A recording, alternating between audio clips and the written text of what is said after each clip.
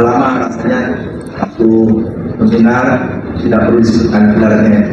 Kalau MPK di gereja sering menggunakan gelar. Kita sebagai pengusaha biasanya pakai nama. Saya senang sekali dengan gelar dan ya. Saya tadi melihat kepada teman-teman seperti Pak Handoko. Pak Handoko dulu adalah manajer dari Kompleks. Satu organisasi largest organisasi karakter di Indonesia ya. Dan Pak Hendro itu adalah bekas direktur Astra, direktur Astra. Astra Pusat, Astra Holdingnya. Dan kalau tahu Pak Fitri Hidayat adalah salah satu pengusaha di Bandung yang aktif lainnya 8 yayasan, banyak banget. Tapi itu luar biasanya. Bukan tidak ada yang mustahil dengan IKT. Tahun lalu kita luncurkan di Corona, kita dipastikan dan juga mengalir. Dan juga berharap akan ada puluhan ratusan orang yang terlibat di IKT. Kalau saya waktunya agak sedikit mepet ya, karena saya lihat dari dalamnya saya mulai pukul 11 ternyata sudah 30 menit yang terlambat sekali. Bahannya ini cukup banyak slide-nya, ada 60 lebih slide saya siapkan. Dan dari 20 jam mempersiapkan ini sambil merenungkan. Saya kadang merenungkan 400 tahun yang lalu misalnya. Kenapa sekolah Kristen pertama kali Kondis Senen di Jakarta ternyata tutup. Kadang-kadang saya merenungkan 70 tahun lalu ketika Penambur berdiri. Kadang-kadang saya merenungkan juga beberapa 20 tahun terakhir, 20 tahun terakhir, dan banyak hal yang saya coba tuangkan. Saya yakin puji Tuhan setelah 2 tahun yang kita kepengurusan ini, saya ingin hari ini ingin membuat beberapa proposisi strategi yang clear. Saya sadar mungkin sebagian akan terasa kontroversial, tapi coba direnungkan baik-baik. Strategi is choice. Harus ada keberanian untuk membuat strategi. Tidak mungkin menunjukkan semua pihak, tapi kita mencapai satu di satu optimal. Dan saya harap ini akan menjadi masukan buat peserta di seluruhnya untuk LCD. Karena kita mau ingin membuat restoran yang menjadi bagian dari proses yang panjang untuk menatap 2030. Nah, untuk sekali lagi ada banyak datanya saya tidak uraikan satu persatu karena seluruh slide ini saya akan postingkan di grup conference. Nah, cuma saya lihat pesertanya ada 700 lebih, di grup saya perhatikan tadi ada 613. Jadi ada 90 yang tidak merespon, tidak mau masuk dalam grup. Oke? Saya tidak tahu, tapi silahkan yang tidak merasa masuk di dalam grup conference, nah, silahkan kita define. Saya yakin bahwa saya sudah define, tapi mungkin WA-nya, istilahnya adalah by invitation. Begitu define, tidak mau merespon, ya. Jadi nggak merespon, mungkin barangkali cari cara lain untuk mendapatkan bahannya. Dan salah satu begitu. Bagus sekali, saya akan cepat. Ini tidak ada clickernya, nanti next ya. Dan beberapa data cepat. Saya sadar dengan banyak data seperti ini, nanti bagus sekalian kita tidak bisa mencerna, tapi saya akan postkan. Dan silakan nanti dibagikan di yayasan, di gereja, di FIP, atau tempat lain sebagai bahan untuk diskusi lebih lanjut. Tapi saya berharap melalui data-data ini kita masih tidak punya feeling, trennya kemana dan apa yang bisa terjadi. Oke, misalnya, mari kita lihat. Isinya adalah 7 hal, ya. Saya kalau membuat poin biasanya 3 dan 7 aja, ya. Kalau bisa diringkas 3, kalau tidak terasa 7. Kenapa? Saya pecah memori. Manusia itu sulit menghafal di atas 7, ya. Tapi 3 itu terbaik. Tapi 3, 7. Lalu kalian jumlah sekolah siswa Indonesia, jumlah sekolah Indonesia, 17 pendidikan, struktur keuangan, ecosystem pipeline dulu, membantu sekolah kita 3T, dan kemudian penutup, ya, 3H dari heart and head menuju ke head. Mari kita lihat data pertama sekalian. Dari data ini kita melihat berapa jumlah sekolah yang ada di bawah Kemendikbud Ristek. Ingat, sekolah di Indonesia itu ada di bawah Kemendikbud Ristek dan satunya di bawah Kemenang. Saya berharap ini jadi pemikiran besar buat kita. Karena kita sekolah Kristen, kita harus memikirkan 2 hal seperti ini. Di Kemendikbud Ristek kita perhatikan jumlah SD-nya totalnya sekitar 148.000, SMP-nya sekitar 42.000, SMA selalu dibagi 2, SMA dan SMK masing-masing 14.000 sekian dan 14 sekian, di jumlah kira-kira 23.000.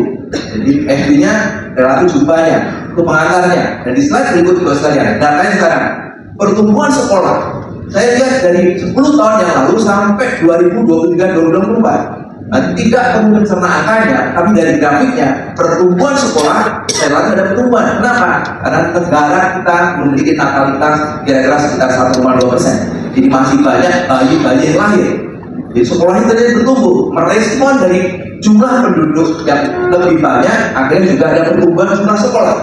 Walaupun tentunya tidak spektakuler, tapi kita bersyukur di banyak negara Eropa, Amerika, beberapa negara mengalami pertumbuhan populasi yang negatif.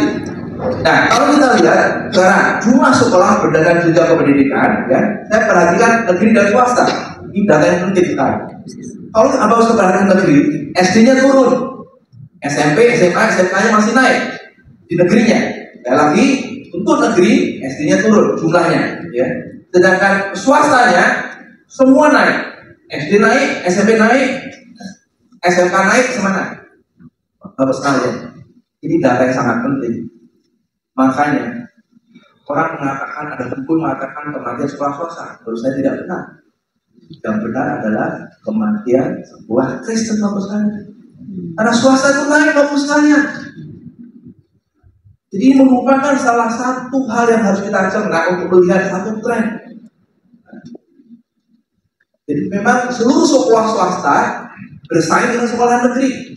Maka salah satu cara untuk bersaing dengan mereka adalah bagaimana kita memulai dana sama seperti subsidi dari negara. Seluruh swasta seluruh dunia, Bapak sekalian, hampir seluruh negara maju APBN-nya 20% untuk pendidikan. Indonesia mencontek sejak tahun 2009.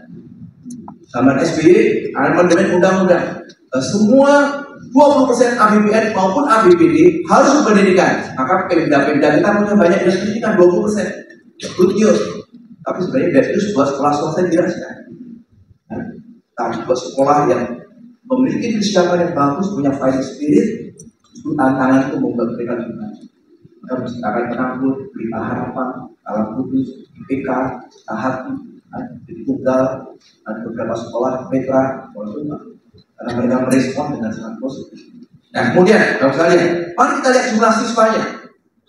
Kalau ada perkara jumlah siswanya, kan, memang kalau kita lihat berdasarkan jenjang pendidikan, jumlah siswa terutama di negeri dan untuk SD-nya mengalami penurunan. Memang karena natalitas kita relatif meredup dibanding masa lalu. Maka ketika anak-anak itu tumbuh SD, memang jumlah SD-nya turun. Maka benar kalau ada beberapa teman mengatakan, sekolah saya bukan siswa apa? Kekurangan anak. Karena KB-nya terlalu berhasil. Tapi diakui ada faktor itu. Tapi kalau diperhatikan, jumlah siswa di sekolah swasta semuanya naik. Ya, baru swasta ini.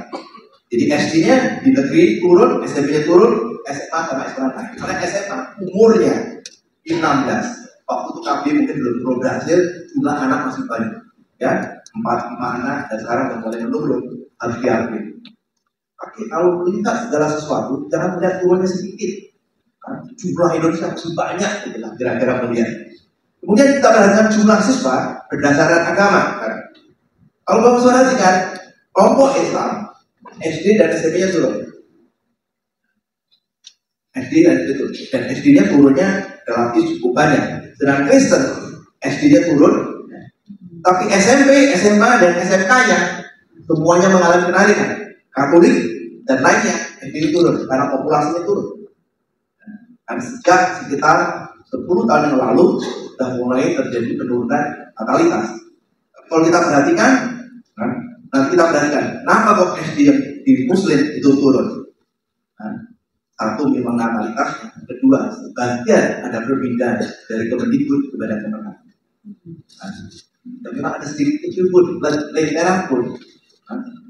Di Papua, salah satu SD negerinya diambil sama Lita, jumlahnya kecil, tidak akan banyak berpengaruh. Nah kita lihat nanti sekarang pertumbuhan jumlah siswanya, kan, kalau dalam persentase bagus sekalian. Jadi kalau perhatikan, kita bersyukur. Kristen SD menurun, penurunannya paling kecil. Tapi kalau kita perhatikan SMP, SMA, dan SMK, Kristen kenaikannya SMP 10%, SMA sama SMK naiknya 35%, 24%. Kita bersyukur. Kenapa paling banyak? Itu sesuai dengan jumlah Kristen yang naik. 2010 jumlah Kristen kita 7%. Ya. Sedangkan tahun 2020 jumlah Kristen 7,6%, naik 3,7%. Kalau berdasarkan natalitas, naiknya cuma 2,4%. Bersyukur buat tambahan jiwa 1,3 juta selama 10 tahun terakhir. Dari mana? Dari misi dan juga dari sekolah-sekolah Kristen. Nah, maka tidak mengherankan teman-teman Buddhis kita menyadari ya markas share 1,1% menjadi 0,7% hari ini.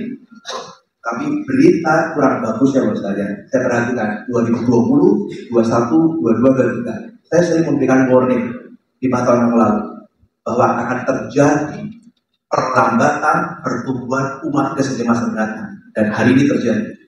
Bapak sekalian, 2023 jumlah umat Kristen bukan 7,6%, tapi malah turun. Walaupun memang itu dari Dukcapil, dari KTP. Saya sungguh berharap nanti sensus tahun 2030 mungkin akan memberikan gambaran yang berbeda. Ya. Sekarang jumlah sekolah keagamaan. Jumlah sekolah keagamaan. Jadi di bawah Kemendikbud ada sekolah yang jumlahnya berapa? 220.000. Masih apa? 148, 42, 29.000. Kira-kira seperti itu. Di bawahnya Kemenang, kan? Sekarang kita lihat ada sekolah MI, MT, sama MA, sama Alia. Di jumlah ada 54.000. Itu di bawahnya Kemenang. Maka hari ini kita undang dari selalu Kemenang dan juga Kemendikbud karena dua-duanya punya sekolah. Kalau Bapak Ibu perhatikan sekarang, berapa jumlah sekolah Kristen? MPK sudah mendata dengan susah payah. Terima kasih kepada bidang 3 organisasi. Saya minta tolong database yang tidak mudah. Kenapa? Karena banyak yayasan tidak kooperatif kalau ditanya datanya. Ya. Makanya Bapak sekalian, saya ingin mari kerjasama dengan MPK. Kalau diminta data, mari kita berkolaborasi. Yayasan kalau diminta data susah bener. Penting kalau jawabnya 1 bulan, 1 tahun juga nggak dijawab. Tapi Bapak sekalian mau menikmati angka. Maka Bapak sekalian tumbuhkan sense untuk berkolaborasi dengan baik. Itu kepentingan kita bersama. Tapi dengan susah payah kita mencoba. Total yayasan di bawah MPK ada 445 per hari ini. Puji Tuhan naik 40. Nanti kalau kita rakernas mungkin kita akan terima 30-40. Bukan saya kita bisa mencapai 500 dan hampir habis lah kira-kira. Hampir seluruhnya bisa menjadi anggota MPK. Dan total sekolah kita 7.000. Tetapi yang memiliki nomor pokok nasional sekolah kira-kira cuma 5.700. Ya, yang memiliki NPSN nomor pokok sekolah nasional berarti ada di Dapudik. Sisanya kenapa? Dari 7.000 hanya 5.700 karena dugaan saya 1.300 tidak memiliki nomor. Sengaja tidak apply atau hanya menjadi pusat pendidikan masyarakat karena ada bentuk legal yang lain, atau kadang-kadang banyak kan PAUD itu. Sudah nggak usah diurusin di bank gereja, yang penting sekolah tapi tidak memiliki nomor. Dan karena PAUD kita tahu tidak dapat bos juga, jadi tidak ada insentif buat mereka untuk mendapatkan seperti itu. Jadi kalian 5.000, 7.000 angka yang banyak tidak. Sekolah di bawah Kemendikbud ada 220.000 dan sekolah di bawah Kemenang ada berapa? 54.000. Itu tidak termasuk PAUD-nya loh ya. Jadi sekolah Kristen seluruhnya dikumpulkan tidak lebih besar dari satu sekolah Muhammadiyah. Karena kalau di Kemenang, Muslim memiliki sekolah namanya Rafaul Arda, itu sekitar PAUD kita. Nah sekarang, Bapak tadi masih ingat berapa sekolah Muslim di bawah Kemenang? 54.000 something. Coba tebak, berapa sekolah Kristen di bawah Kemenang? Nah, data membuktikan slide di bawah saya totalnya 430. Dan luar biasa ya sekalian, mudah-mudahan mencengangkan kita. Dari 430, 147-nya tidak aktif atau tutup. Bapak Ibu sekalian tercengang tidak? Malu tidak Bapak sekalian? Kita mengatakan Tuhan kita yang Maha Kuasa, Tuhan Allah kita hebat. Di mana dipikir Tuhan yang ditunjukkan? Pikir sekolah 430 saja 147-nya tutup. Sungguh keterlaluan. Karena gereja-gereja kurang memperhatikan.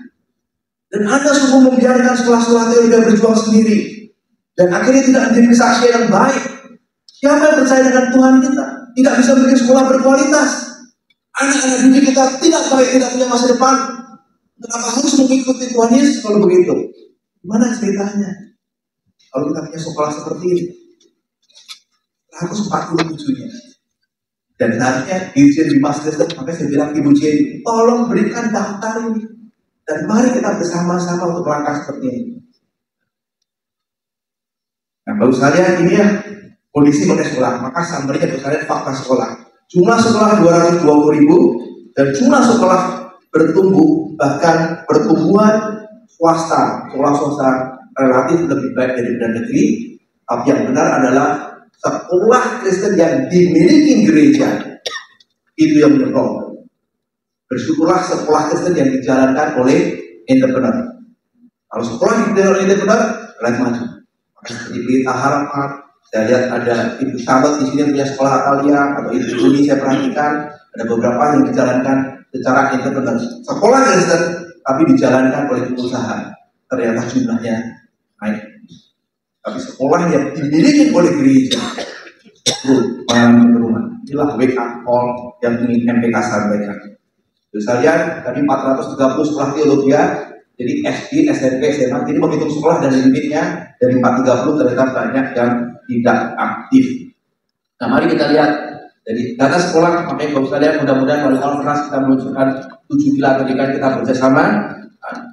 Bagus kalian, kita berharap tujuannya sudah pasti orientasi kepada murid dan orang tua. Itulah main stakeholder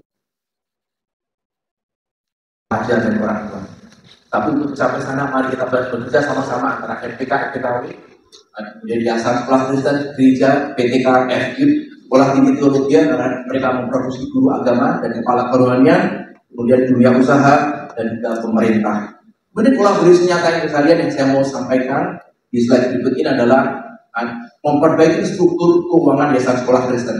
Secara mandiri, mereka berjuang sendiri, kolaborasi dengan gereja, jemaat dan pelaku bisnis, atau tidak memperbesar bantuan anggaran pemerintah ke sekolah. Itu bisa kita lakukan untuk memperbaiki keuangan. Ekosistem pipeline ini akan bagus sekali nanti akan tercengang. Maka nanti ada FGD grup 1 dan grup 3 mengenai guru. Mari kita bersama-sama membalikkan tren ini. Misalnya akan lihat kenapa nomor 2 saya taruh mengenai pipeline guru ini. Kolaborasi Yayasan Gereja dan Perguruan Tinggi Kristen mempercepat sertifikasi guru, PPG dan internasional, dan suplai demand guru agama. Ya, nanti kita lihat, saya akan jelaskan. Kemudian yang ketiga, membantu sekolah Kristen di 3T. Nah, 3T kita berbeda sama pemerintah. Tadi Pak Adri nanya, 3T apa? 3T-nya pemerintah, tertinggal, terdepan, terluar. Nah, saya pikir tidak cocok. Maka tahun lalu saya rubah sendiri. 3T kita apa? 1, terpuruk, tertinggal, terlupakan, ya beda. Nanti ada deskripsi sendiri. Maka tadi saya sebelum kita terjadi tanya, bukan terlupakan, yang benar terlupakan. Mendorong sekolah 3T, mengajak korporasi adopsi SMA Kristen dan pelaku bisnis sekolah Kristen dan gereja lembaga misi membantu sekolah keagamaan. Ya, 3 hal ini saya akan coba terangkan satu-satu. Nomor 1 adalah secara mandiri, berjuang sendiri ya. 1A. Nah, mari kita lihat. Ini sesuai dengan visi daripada MPK. Ada 2 hal besar yang kita visi MPK: menciptakan sekolah yang berkualitas, quality, dan kedua, Presiden budget. Jadi sudah pasti seperti Pak Yohanes ingatkan, bukan hanya quality semata, tapi harus menghadirkan satu kurikulum dan berdasarkan kebenaran firman Tuhan. Jadi kita bicara mengenai kualitas, kan, anak-anak siswa yang unggul, adaptif, mampu memimpin, memberikan dampak positif, berkarakter Kristiani dan segala macam. Mari kita lihat ya, hasil survei yang dilakukan oleh MPK bekerjasama dengan BRC kan, mengenai mahal tidaknya SPP. Mari kita lihat secara umum, inilah jawabannya. Kita melakukan survei seluruh Indonesia, dan dari SD dan SMP saya cuplik. Yang sebelah kiri merah adalah yang menjawab berapa SPP yang dianggap mahal, 26,9%, sesuai 66,2%, dan murah 6,9%. Sudah pasti sifat orang tua murid jarang mengatakan murah ya, karena mereka maunya diskon terus-menerus ya. Tapi yang mengatakan sesuai cukup banyak. Nah, tapi ini tidak problem sebagai landasan. Nah, kemudian yang penting Bapak sekalian, yang mau saya siarkan seperti ini. Mahal tidaknya pasti tergantung kualitas. Survei dari MPK dan Bilangan Business Center membuktikan. Selama orang tuanya mengatakan sekolahnya berkualitas, atau sebaliknya, sekolahnya tidak berkualitas, ternyata yang mengatakan mahal, bedanya luar biasa banyak. Sekolah ini sama, tapi kalau dia mengatakan, menurut saya, sekolah ini berkualitas bagus, yang mengatakan mahal lebih kecil, jauh lebih kecil, dan warna hijau. Jadi yang mengatakan sekolah ini buruk kualitasnya, dia cenderung mengatakan mahal. Untuk sekalian, mahal apa tidak tergantung kualitas untuk sekalian. Jadi Bapak sekalian jangan terlalu komplain terus menerus, tidak bisa menaikkan SPP. Kenapa tidak? Tidak ada kualitasnya. Jualan jeruk, jualan pisang juga kualitasnya buruk. Siapa yang mau beli? Maka otomatis kalau ditanya, bagaimana menciptakan menaikkan kualitas atau menaikkan SPP, mana yang lebih dulu? Pasti jawabannya sudah pasti. Naikkan kualitas lebih dahulu. Kalau ada naikkan kualitas, ada kemampuan menaikkan SPP. Bapak sekalian, ini memang salah satu hal yang tidak mudah mungkin pada kami. Dan Bapak sekalian sebagai hamba Tuhan penginjil, kalau ada orang mengatakan sekolah Kristen mahal, tolong berikan klarifikasi. Kalau SPP-nya tidak ditetapkan nilai tertentu, Anda tidak mampu untuk berjuang membuat sekolah itu tetap berdiri. Dan yang lebih celaka lagi adalah tidak mampu menggaji guru. Kalau guru itu digaji rendah, nanti hasilnya 100%. Tidak ada sekolah yang gaji guru rendah, sekolah yang bagus. Nonsen sudah. Dan periode titik, tidak ada itu Bapak sekalian. Yang hanya terjadi kalau itu menjadi sekolah misi. Kalau sekolah misi ada doakan, ada panggilan kuat.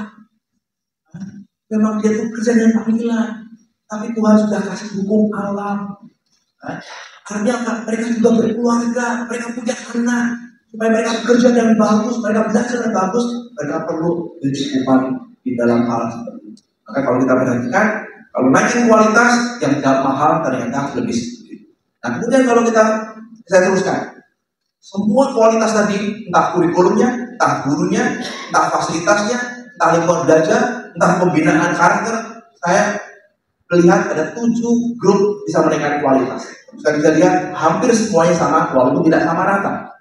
Nah inilah strategi yang kita lihat. Entah di Maluku, di Halmahera, di Pulau Mongondo, Sangihe Kalau, misalnya di Toraja, apa yang perlu saya tingkatkan? Ada beberapa yang meningkatkan karena kurikulumnya, ada beberapa yang meningkatkan karena gurunya misalnya, ada yang meningkatkan karena fasilitasnya dan sebagainya. Dan kalau sekalian nanti bisa lihat. Tapi secara overall bagaimana kita lihat sekarang responden yang berkata uang sekolah mahal ya, saya lihat sekarang, saya bagi menjadi yang SPP-nya 100.000, 100 sampai 500.000 dan di atas 500.000, 1, 2, 3. Of course, yang mengatakan kalau SPP di atas 500.000 lebih banyak mengatakan mahal, betul tidak? Kan lebih banyak mahal. Jadi SPP makin mahal, kan? Tapi kalau saya perhatikan antara SD dan SMP sekolahnya sudah mulai berbeda. SD memang lebih sensitif, SMP-nya relatif lebih tidak sensitif.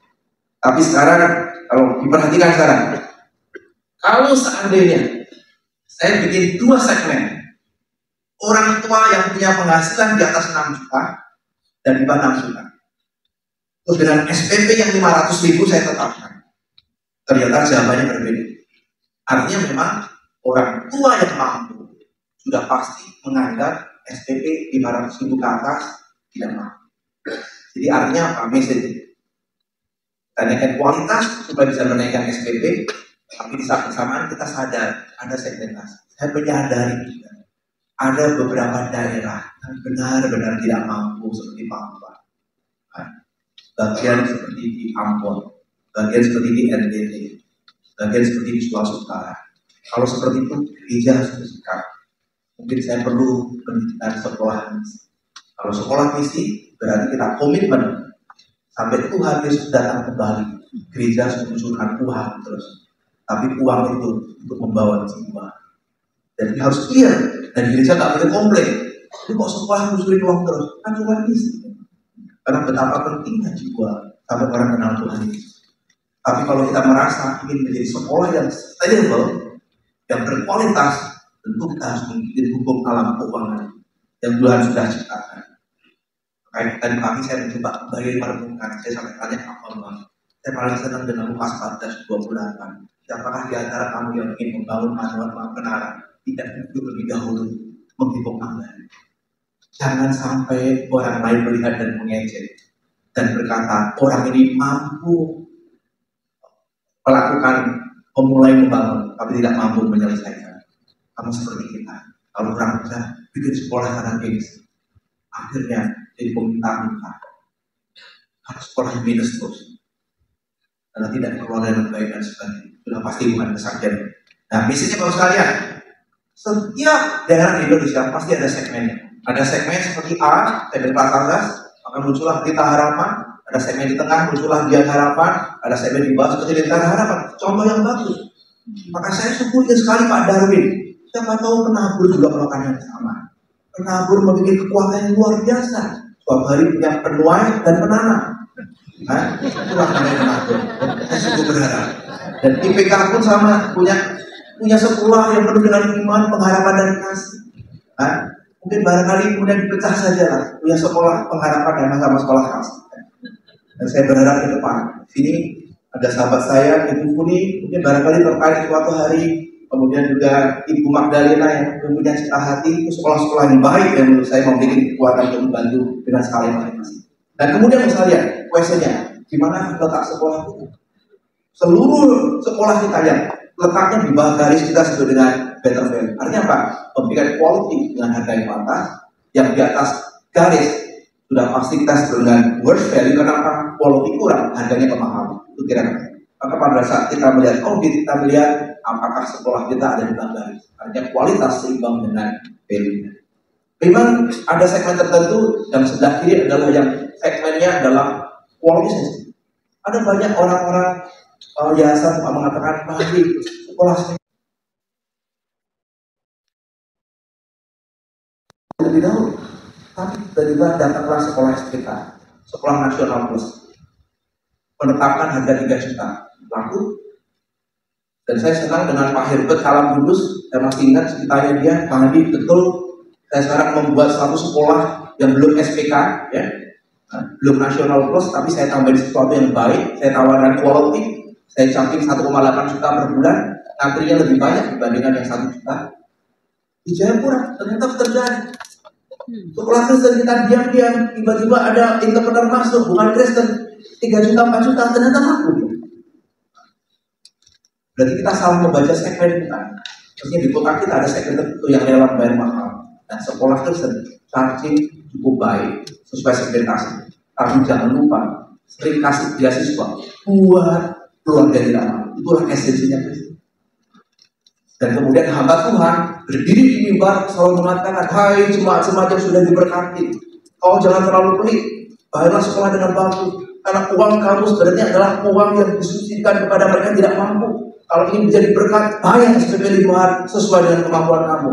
Gaji sudah 25 juta, gaji sudah 50 juta, SPP 2 juta aja dianggap mahal. Anda hidup di Amerika, punya gaji 100.000, punya anak 2, itu ditonjolkan. Education is very expensive. Buat manajer di Amerika punya anak 2, itu sudah menghabiskan seluruh gajinya untuk edukasi, bagus sekali. Tapi kemudian kita tiba punya orang tua murid 25 juta, bayar 3 juta itu mengatakan mahal. Dia tidak menghargai bahwa edukasi itu sesuatu yang sangat penting. Padahal apa yang dia bayar bisa membantu banyak anak-anak yang tidak mampu. Itulah esensi. Dan Katolik harus diakui mereka lebih baik dibandingnya. Punya keberanian, charging mahal, ngasih beasiswa yang tidak mampu. Nah, kemudian inilah kesimpulannya. Ya, dan Bapak saya bisa baca, tapi intinya sederhana. Bapak saya bisa meningkatkan kualitas charging SPK. Itu ada atribut apa yang membuat bisa prioritas inovasi, terutama guru, saya yakin. Kemudian juga sangat penting untuk melakukan segmentasi di kota masing-masing. Keluar apa seperti itu. Nah, sekarang berapa SPP sekolah Kristen agar mampu bertumbuh? Nomor 1, mampu menggaji guru-gurunya sama.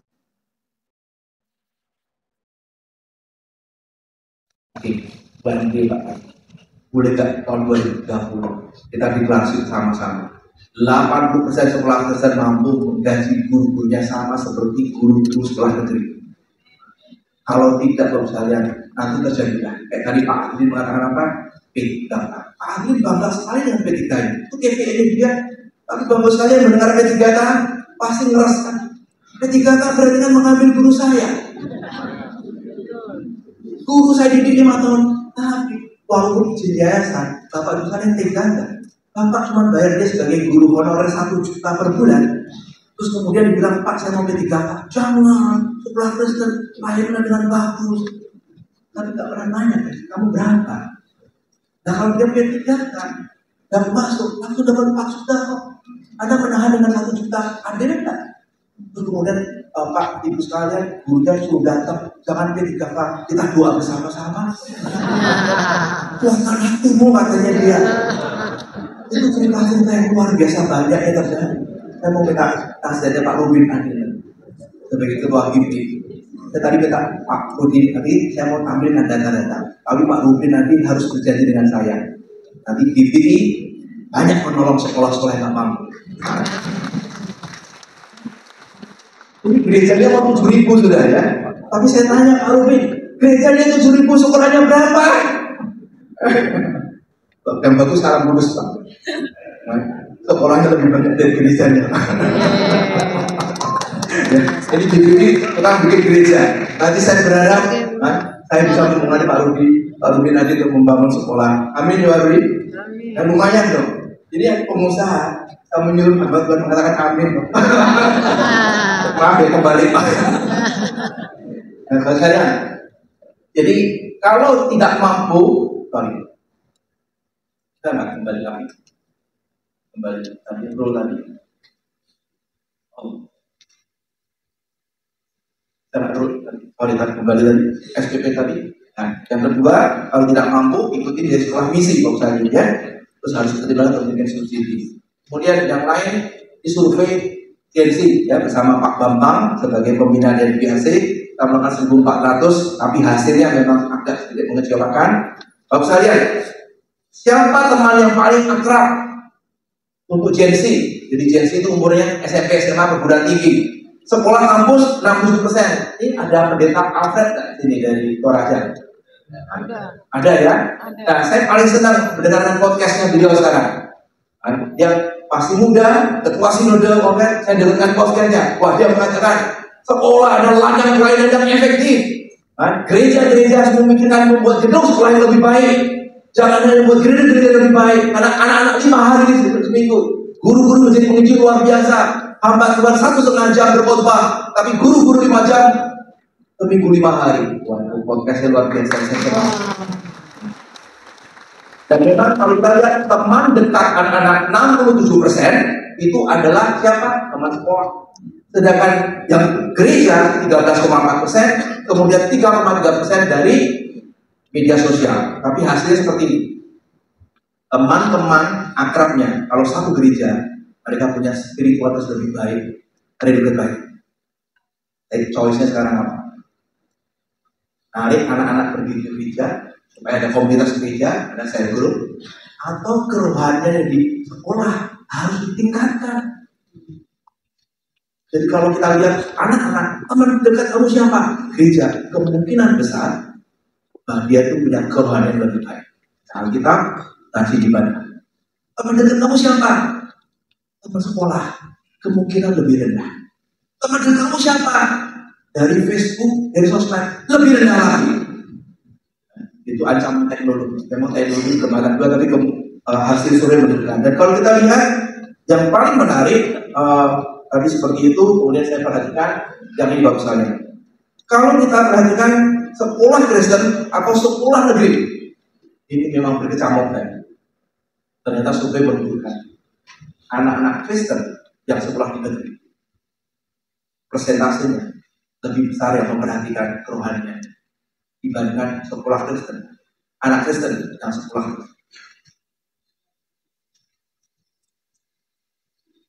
terus tiba-tiba kita berpikir apakah karena sekolah Kristen tidak berkualitas dan tidak ada keteladanan, gurunya tidak kasih keteladanan, muridnya tidak kasih keteladanan, namanya kerohaniannya tidak lebih baik dibandingkan dengan anak Kristen di sekolah itu. Yang sudah jadi pemikiran besar bangsa kita, terutama umat Islam. Sekolah ini nanti bahwasanya saya akan baca sendiri, tapi saya akan postkan untuk peserta. Karena A2, pulang dosen gereja, singkat kata, Australia boleh nggak MPK menghimbau kalau ada persembahan. Seluruh Indonesia total persembahan saya pernah menghitung. Kira-kira ada 25 triliun. Uang yang dikumpulkan gereja dari Sabang sampai Merauke setiap tahun 25 triliun. Kalau Bapak sekalian uang gereja 25 triliun, 10% persembahan ke pendidikan. Kalau gerakan ini terjadi, itu sama dengan 2,5 triliun untuk sekolah. Bapak sekalian tahu nggak? 220.000 sekolah yang terima BOS sebanyak 52 triliun jumlahnya. Jadi kalau Kristen yang cuma 7.000 terima BOS itu kira-kira cuma 1,5 triliun maksimum. Dan juga saya bikin sekitar 1,2 triliun itu diterima oleh BOS. Tapi kalau gereja 10% dari persembahan diberikan kepada sekolah, itu angkanya 2,5 triliun dari 25. Banyak sekolah yang lalu Sumba di NTT hidupnya dari BOS. Mana bisa menjadi sekolah yang bagus. Bagus sekalian, kalau sekolah hidupnya dari BOS, itu benar-benar gurunya gajinya paling sekitar 1,5 juta. Karena sudah bisa dihitung. BOS itu 100.000 sampai 200.000 per anak per bulan. Jumlah muridnya 30 kalikan 100.000 cuma 3 juta penghasilan. Harus menggaji satu kelas 30, gajinya 2. Berapa yang ada gaji? Pasti pikiran yayasan adalah, Pak, dimatiin aja, cari siapa? Guru honor. Dan guru honor itu benar-benar mencelakakan sekolah dan tidak kasih berkat kepada gurunya juga. Dua-duanya nggak punya masa depan. Itu sekolah itu ujungnya tutup saja. Itu sudah hampir 100% masalah waktu saja. Tak 5 tahun, tak 10 tahun akan tutup. Kelihatan keras tapi harus kita sikapi. Jadi saya yakin beberapa bapak yang hadir saat ini sebagian hidup dari BOS. Kemudian mengajak pengusaha untuk menjadi pengurus yayasan ya. Coba mulai sekarang Bapak usahakan 50% kalau bisa. Yayasan pengurusnya ambil dari pengusaha. Ajak jemaat yang menjadi pengusaha. Karena mereka memiliki kemampuan manajemen yang lebih baik. Dan kedua, kalau jadi pengurus yayasan, biarkan mereka jadi keteladanan. Jadi pengurus harus ikut nyumbang. Kalau ada pengurus tidak nyumbang, gimana mencari donatur? Orang nggak kasih keteladanan. Donatur pasti melihat juga. Pengurusnya nyumbang nggak? Enggak. Kenapa harus nyumbang? Pengurus saja nggak nyumbang. Mana bisa dong sekalian? Atau sekalian kalau ada kesempatan berubah tahun ini tahun depan, carilah jemaat-jemaat. Usahakan mereka menjadi anggota yayasan dan katakan harus berlatih menjadi generasi mereka harus menyumbangnya. Mengajak jemaat mampu untuk berkontribusi. Kemudian postur yayasan. Nah ini saya mau ceritakan 665 T 20% dikalikan APBN kita. Terus kemudian ada sekitar 62 triliun dari Kemendikbud diberikan kemana? 62 triliun. Kalau kalian di Mas Kristen kita tuh anggarannya berapa?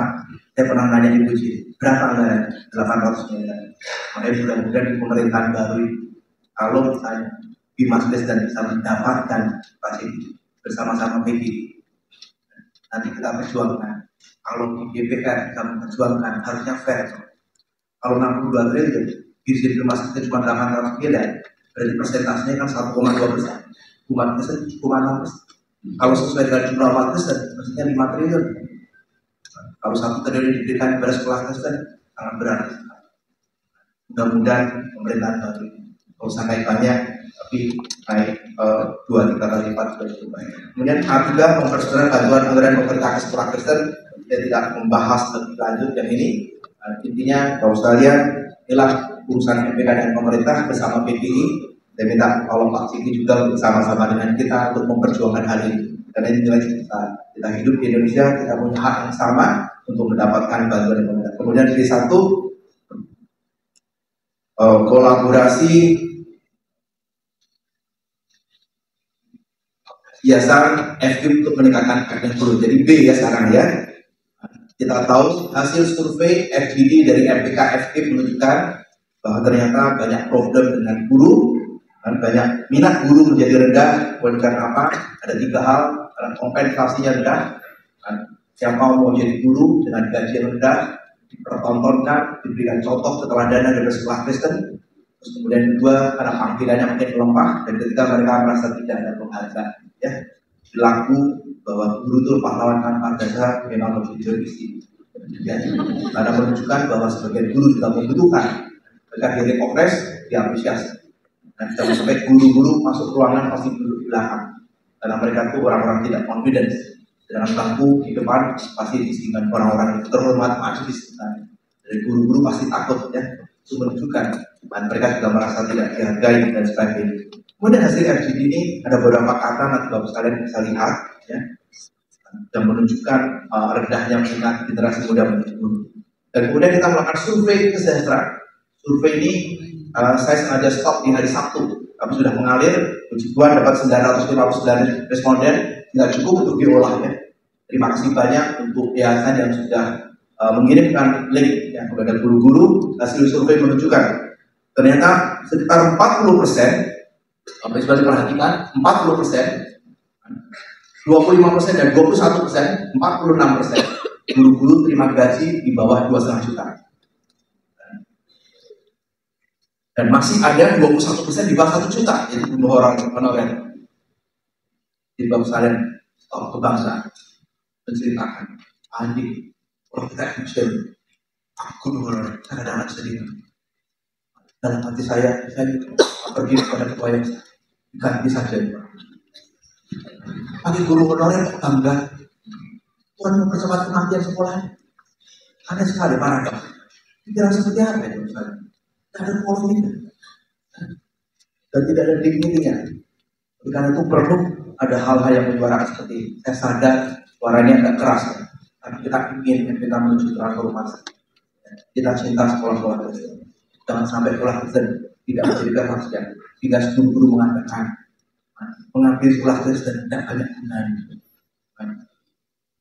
Akhirnya saya hidup dalam kemiskinan. Saya mengajari anak-anak, tapi anak-anak saya sendiri tidak mampu bersekolah. Dan kemudian dia mempertanyakan di mana kasih Tuhan. Itu yang menyedihkan kita. Dan kemudian kalau kita perhatikan ini, apakah gaji Anda sebagai guru dapat memenuhi kebutuhan hidup Anda sehari-hari? Dan ternyata 40% mengatakan sangat kurang kebutuhan sehari-hari. Maka survei ini juga ada lanjutannya.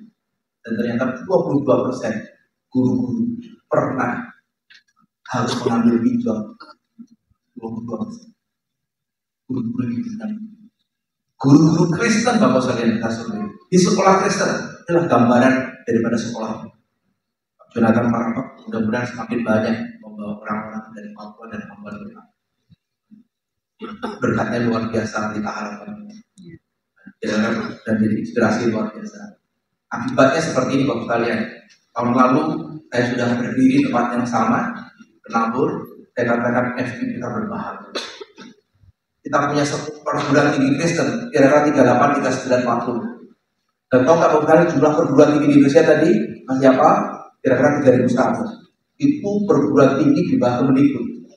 Ada perguruan tinggi di bawah Kemenang, di bawah Perkais, punyanya Muslim. Jumlahnya berapa? 1.000 lebih, 100. Kita perguruan tinggi Kristen, jumlahnya tidak sampai 100. Dan kemudian yang memiliki FG menurut daftar ini kira-kira 22. Lalu saya katakan 21, HKBP Pematang Siantar rupanya tidak nyetor data. Tapi kemudian yang paling menyedihkan, kemarin saya membaca data ini, terima kasih yang sudah diberikan dari BKP DKI. Yang shocking adalah jumlah mahasiswa FG-nya Pak, 18.518. Dibagi 4, cuma 4.500 misalnya. Tapi tahukah Bapak sekalian dari 4.500 yang lulus setiap tahun, sebagian bukan Kristen. UKSP misalnya memiliki mahasiswanya 50%. Jadi Kristennya hanya 50%. Walaupun UKSP dibangun dengan 18 periode, ternyata jadi kalau dibagi lagi berapa yang pergi ke negeri akan sangat sedikit sekali pergi ke sekolah Kristen. 10 tahun lagi sekolah Kristen akan sulit mencari guru Kristen, kecuali seperti penabur, seperti PK, seperti Petra, karena mereka sanggup menggaji di atas gaji guru negeri, tidak terlalu sulit buat mereka. Tapi baru sekalian menggaji di bawah guru negeri, kesulitan itu akan terus menerus menjadi satu lingkaran, akan menjadi satu dot, dan akhirnya tutup. Nah, inilah gambaran daripada FKIP. Mari kita lihat beberapa slide lagi, jadi mempercepat sertifikasi. Saya bersyukur kemarin MPK juga diberikan PPG. Saya masih ingat kalau cerita, puji Tuhan waktu sekitar mungkin 6 bulan lalu saya diundang ikut. Kadang-kadang saya bergumul, tapi waktu itu saya mengucapkan sama direkturnya, sama izin Pak, apakah sekolah swasta itu dianggap pesaing atau dianggap mitra? Bapak suka mengatakan mitra, tapi P3 akan menunjukkan seperti persaingan, seperti pembunuh swasta ya. Dan kemudian saya juga katakan betapa beratnya sekolah swasta ini. Tapi satu hal saya katakan, Bapak pernah menghitung kalau sekolah Kristen yang 7.000 itu tutup, semua tutup, ada 1 juta lebih anak Kristen pergi ke negeri. Bapak tahu sendiri kan, APBN kita menanggung setiap anak itu 10 juta per anak per tahun. Itu yang ditanggung oleh negara. Kalau 1 juta anak Kristen pindah ke negeri, Bapak saya hitung 10 juta per tahun dikalikan 1 juta. Bapak berapa triliun harus menanggung? Bapak bersyukur sekolah Kristen bisa berdiri sebagai karena tanggungan dari PGI untuk menyelamatkan sekolah Kristen itu membantu mereka. Dan Muhammadiyah NU yang ikut juga mengatakan, wah betul itu.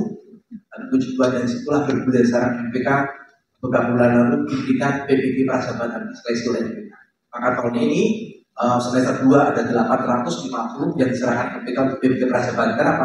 Setelah lulus PPG Prasahabatan 2,5 juta per bulan anak juga mendapatkan. Cuman ketika Pak Johan dan teman-teman nyari, tak banyak biasa mau merespon. 860. Kalau anak itu lulus dari Prasahabatan 2,5 juta kali 12, 30 juta. 30 juta kalau 20 tahun dia bisa mengabdi, setiap anak dapat 600 juta. Kalau 1.000 anak, itu berarti anak bisa dapat 600 totalnya 600 miliar. Uang yang besar loh saya. Karena negara kita punya uang. Jadi kita punya hak untuk mendapatkan hal seperti itu. Maka tolonglah PBG Prasahabatan, bantulah kirim anak-anak muda. Kalau boleh, gunakan sebagai loyalitas kepada yayasan. Saya kasih kamu sangu ya, 1 juta per bulan selama 1 tahun atau 9 bulan. Setelah kembali ngajar di kelas saya. Win-win kan? Anda dapat loyalitas, dia dapat pekerjaan yang bagus, Anda bisa dapat itu cara memberikan berkat. Bukan bangga menjadi honorer, bukan bangga memotong gaji mereka, bukan bangga mengatakan luar biasa ini dikasih 1 juta mau ngajar loh. Kebanggaan yang palsu bagus sekali. Kasih mereka sesuatu yang lebih baik.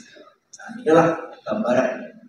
Kita bersyukur besok kita bisa lihat ada sertifikasi SKS. Saya berharap sertifikasi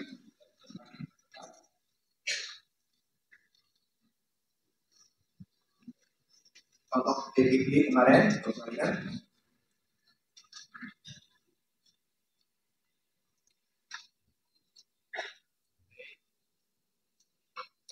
Saya berharap nanti ke depan, puji Tuhan, melalui perjuangan 1 tahun ini, SKSI salah satu asosiasi Kristen terbesar di dunia, melayani 100 negara, 28 cabang seluruh negara, akan membentuk yayasan bersama dengan MPK ya, doakan.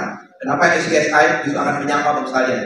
Besok presidennya, saya waktu bulan Maret terbang ke Dallas, ketemu dengan 3 pimpinan SKSI, dan saya sudah katakan kepada SKSI bahwa Anda melayani 20 tahun ini salah, karena Anda terlalu banyak melayani sekolah-sekolah yang bagus. Saya katakan Pelita Harapan, sekolah-sekolah yang bagus, penabur internasional, IPK internasional tidak terlalu membutuhkan Anda. Dan dibutuhkan adalah sekolah-sekolah yang berjuang supaya mereka semakin baik. Dan mereka menyadari, akhirnya mereka mau membentuk yayasan bersama dengan MPK. Dan saya katakan Anda tetap melayani sekolah yang bagus. Kalau Anda melayani sekolah yang bagus, melakukan akreditasi sekolah yang bagus, diberikan kewajiban harus mentoring, mengadopsi, menolong sekolah-sekolah yang tertinggal. Gambarannya lihat besok kita akan lihat SKSI ya, dia akan menyapa kita setengah jam. Ini contoh 17 April kita sudah melakukan MOU. Syukur mereka punya hati MPK, sudah punya salam MPK mereka.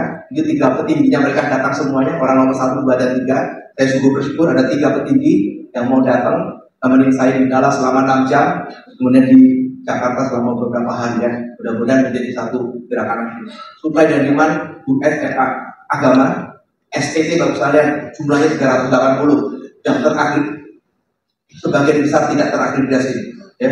Makanya jangan banyak bikin STT lagi, bikin aja yang berkualitas. Jurusan PAK kebanyakan bagus sekalian. Di Indonesia tidak kekurangan guru agama. Yang benar adalah banyak jurusan PAK tidak mau jadi guru agama, atau kedua banyak orang-orang jurusan PAK tidak menyebar merata. Di Jawa Barat memang kekurangan, tapi merupakan salah satu tantangan kita adalah untuk meningkatkan kualitas. STT itu 180, 240-nya tidak terakreditasi makanya. Jadi STT itu dibangun untuk kebanggaan aja. Masa gereja besar dipanggil STT, tapi STT sekali. Dan kedua, modus operandinya apa? STT itu banyak anak-anak senang, terutama jurusan PAK. Paling murah, paling cepat lulus. Tapi cari kerja susah. Paling waktu kita bikin PBG Prajabatan, banyak sekali melamar jurusan PAK yang pasti nggak diterima. Orang Kemendikbud PBG dan Kemenak punya jurusan tersendiri. Itu contohnya. Dan saya berharap ke depan suplai guru agama kita melakukan survei. Saya berharap akan terjadi pemerataan.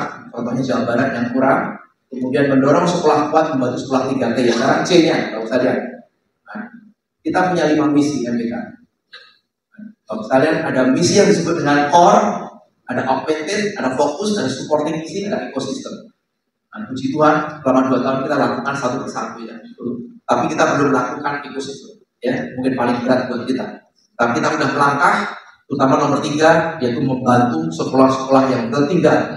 Yang misi yang kita lakukan, kenapa kita punya task force 3T. Dan task force 3T, menurut saya lagi ada segmen terpuruk, tertinggal, dan terlupakan. Ya. Ini adalah beberapa cirinya yang sering dipresentasikan oleh task force 3T. Kalau kalian terpuruk, kalau Anda jumlah siswa sudah menurun di bawah 5%, di atas minus 5%, terus kemudian pemasukannya dana BOS, SPP di bawah 200.000, kualifikasinya guru rendah, gaji gurunya di bawah ASN, sebagian ada di kota besar. Ya. Ini sekolah-sekolah di mana anaknya hamba Tuhan juga nggak mau nyekolahkan di sekolahnya. Itu pasti lebih cepat. Selama ini seperti ini, anak hamba Tuhan, anak majelis tidak sekolah di tempatnya, sekolah didirikan, itu pasti cepat. Kenapa? Yang cepat kan melihat keteladanan. Anak yang bantuan masih kita sekolah di sana, kenapa saya harus pergi ke sekolah saya? Walaupun Anda mengatakan, ayo kita gemit, ayo kita GBM, kita GKI Tanah Papua, kita gemis. Terus orang mengatakan, ya, sekolah kita buruk. Bagaimana kita bisa mendorong mati jemaah seperti itu? Ya Pak Paul. Makanya misalnya ini 3 opsi untuk sekolah berjuang ya. Nomor 1, tetap berjuang sendiri dan mau berubah. Saya berharap bersama dengan MPK, kan? Ini contoh beberapa hal yang bisa dilakukan. Atau berjuang bersama dengan sekolah Kristen lain. Di mentor, menjadi sekolah asuh, atau menjadi dengan sekolah Kristen yang kuat. Atau yang lebih mengubah bentuk jenis sekolah. Kurikulum lokal yang sangat adaptif, atau menjadi sekolah agama. Baik, kenapa kok saya minta Pak Sudirman datang? Nanti Pak Sudirman akan mengisi hari ini. Sebenarnya saya ingin mengatakan Pak Sudirman, tolong bantu Bapak. Oh, masih pejabat. Ya. Bantu sekolah-sekolah yang kurang lagi. Bisa nggak? Lebih baik pindah ke sekolah agama. Dari Kemendikbud kepada sekolah teologi. Satu secara kurikulum lebih bebas. Di Kemendikbud ada harus mengikuti kurikulum merdeka. Di Kemenak lebih punya fleksibilitas. Sama seperti madrasah. Dia teman-teman madrasah. MI, MT, MA banyak bisa masuk sekolah yang bagus. Apalagi kurikulumnya 30% belajar Alkitab, perjanjian lama, perjanjian baru, belajar mengenai Paulus, mengenai Daud, menginspirasi mereka. Tapi belajar fisika, kimia, matematika. Tapi lebih bagus. Israel belajar Taurat di Vatikan. Penduduknya 0,9% di seluruh dunia, pemenang mudanya 30%. Dia belajar Taurat. Satu kurikulumnya merdeka. Jadi betul-betul kalau ingin Kristen baru ada di sekolah teologi. Dan kedua, sebenarnya bantuannya juga tidak terlalu buruk di bagi menang. Baik kalau misalnya budget kemenang, terutama di Mas Kristen lebih banyak, mudah-mudahan bisa mengalir Sekolah teologi kita cuma 430. Teman sebelah kita berapa tadi? 54.000. Nah, itu tidak termasuk TK-nya mereka. TK-nya mereka dahsyat jumlahnya sampai Bang Kemenang. Maka sampai universitas pun dari 3.000, 1.000-nya di Bang Kemenang buat pindahkan ke Kemenang. Otomatis banyak bantuan yang dilakukan. Nah, itulah gambaran. Saya bersyukur dengan Pak Peter, Pak Handoko, Pak Idro, dan seluruh tim, ya, teman-teman IPK, Pak Handoyo. Berharap teman-teman penabur juga nanti ke depan. Jadi kalau Pak Handoko bantu 7 tahun ini, saya berharap timnya makin besar dan bantu 20-30 menjadi percontohan. Ini beberapa proses yang dilakukan oleh mereka. Dan kemudian C2 mengajak korporasi adopsi SMK. Pak Wardani adalah direktur SMK dan kebetulan mengurus MPKW Jawa Tengah sebelumnya. Jadi saya sudah berkunjung sama beliau, saya minta daftar SMA Kristen. Dan ternyata puji Tuhan sudah ada 2 pelaku yang mengatakan, Pak Andi, saya mau ngambil SMK. Saya sediakan 5-10 juta selama 5 tahun. Saya akan adopsi. Saya jualan SMK itu salah satu yang bagus. Salah satu kisah yang bagus seperti itu sebenarnya. Cuman saya Pak Christian, CEO-nya tidak datang. Dia punya SMA kurang bagus diubah jadi SMK. Karena SMK itu punya jurusan 128. Jadi bagus sekali bisa berubah dengan cepat. Mau jurusannya keuangan, accounting, pemasaran, tukang batu, tukang listrik, segala macam banyak. Dan selama lulus SMK bisa ditamu pekerjaan, pasti SMA yang ada. Makanya saya katakan kepada teman-teman saya ini, Anda punya uang banyak, punya karyawan 2.000, rasanya cukup mudah untuk mengambil 50 karyawan dari SMK. Ternyata mereka mengatakan, ide yang bagus kan. Dan dana CSR-nya relatif sangat cukup buat mereka. Maka saya berharap kalau ada banyak pengusaha, kita temukan, kita berharap ada banyak SMK yang bisa diadopsi. Oke, Bapak sekalian, gambaran seperti itu saya akan sebut yang lain. Adopsi SMK, mudah-mudahan teman-teman SMK, problemnya adalah banyak pengusaha mau mengadopsi. Tapi pengurus yayasannya yang diadopsi pasti mikir karena terlalu positif. Dan celakanya ada juga yang mengatakan lebih baik mati daripada diambil. Kenapa? Kamu tidak tahu 30 tahun yang lalu perjuangan saya melakukan sekolah ini. Kamu tidak tahu betapa penatnya, betapa sedihnya saya 30 tahun lalu. Ini punya saya, perjuangan saya. Tapi kalau dipikir-pikir, ada 3 benar membiarkan sekolah yang berkualitas dan membiarkan anak-anak tidak punya masa depan. Sekarang tidak mudah. Nanti kita harus belajar dari kita harapkan juga dengan kegiatannya. Saya berharap sekolah-sekolah yang unggul bisa mengambil sekolah-sekolah yang berkualitas. Saya berharap gereja, lembaga misi bisa mengambil, pengusaha-pengusaha bisa mengambil juga sekolah-sekolah misi. Saya berharap ini bisa makin banyak, sangat sekali buat amanah tangguh. Kemudian nextnya adalah terakhir buat sekalian. Kalau tahun lalu 8 kolaborasi pasti ada 3 hal. Tahun lalu saya sadar banyak hal dilakukan dengan heart. Kita punya visi yang sama dan kita punya head pengertian yang sama, visi yang sama, strategi yang sama. Yang satu punya mindset yang sama, karakter yang sama. Tapi mari kita lengkapi. Lalu kolaborasi kata itu ada hands, ada tangan dan eksekusi. Jadi jangan sampai kita berteori lagi. Maka maafkan saya kalau dalam kata-kata saya terlalu keras, yang menyindir, kemudian terlalu tajam misalnya. Tapi tujuan MPK karena kita punya compassion. Saya cuma kadang-kadang melihat apa jadi dari 5-10 tahun lagi sebagai pelaku bisnis. Nah, kebetulan saya sering melakukan survei. Salah satu survei saya lakukan adalah top brand. Top brand adalah ada logo top brand. Saya sudah melakukan survei ini sudah hampir 25 tahun lebih. Dan saya suka mengamati brand-brand yang sudah diklaim. Dan saya punya kesimpulan. Setiap merek-merek yang sudah 3 tahun menurun, kemampuan itu kembali kurang dari 10%. Jadi saya juga hampir sama dengan sekolah. Sekolah itu baru saja sudah membiarkan 10 tahun menurun. Jadi kemungkinan keadaannya kembali baik itu cuma 1-2%. Dan itu memang harus disadari. Makanya kadang-kadang pada titik tertentu lebih baik kerja dengan sekolah yang kuat. Lebih baik harus bersama-sama dan saling menghargai dalam hal kehidupan. Saya berharap materi ini bisa menjadikan masukan ini. Kalau sekalian kita bekerja, kita berkarya, pasti pekerjaan manusia yang nikmat. Itulah sebabnya 17 Januari yang lalu kita menunjukkan Hari Sekolah Kristen dan KSK. Tujuannya adalah kita mengajak 7 pilar untuk berdoa bersama-sama. Kalau lalu waktu kita luncurkan, sudah ada puluhan ribu. anak-anak dan guru-guru berdoa bersama. Saya berharap 17 Januari Bapak tolong catat. Dan jam 7 pagi, 17 Januari, 7 pokok doa, 7 pilar. Berdoa bersama-sama. Saya berharap 1 juta, 2 juta anak Kristen dan guru-guru bisa berdoa bersama-sama. Kalau kita bekerja, kita berkarya, kita menikmati karya Tuhan.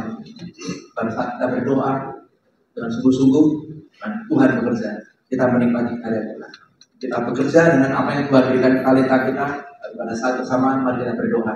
11 Januari, yang dilakukan kita sadar kita punya kekuatan terbatas. Bapak sekalian, inilah gambaran sekolah Kristen. Mudah-mudahan Bapak sekalian bisa merenungkan menjadi masukan sini dan tetapkan strategi kita bisa menangkap sekolah Kristen yang baik. Dan bersyukur MPK terpanggil. Dan bukan berarti MPK menjadi super body, bukan berarti MPK mau menjadi senternya. Tapi saya katakan kepada pengurus gurunya, kita bersyukur. Siapakah lagi yang bisa menggetarkan sekolah Kristen di Indonesia? Dan MPK Tuhan sudah kasih kesempatan. Mari kita gunakan kesempatan itu untuk melayani supaya kita melihat anak-anak Kristen. Mereka berkualitas, tapi di satu sisi punya iman Kristen yang baik. Saya berharap konfirmasi menggerakkan kita, melahirkan gerakan dan nyata Tuhan Yesus memberkati.